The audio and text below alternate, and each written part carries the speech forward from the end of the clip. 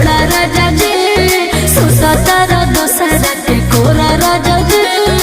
हे हरे राम कृष्ण जगन्नाथम प्रेमानंद क्या हरे दिलवा तोड़ला थोड़ा थोड़ा राजा जी सुसतर दोसरा के कोरा राजा जी। झूठ बात है हो जाने हो बारी के सोलैया से हो सोलैया से। अब सही करबो का सॉरी सॉरी सोना सॉरी सॉरी सोना काहे खिसिया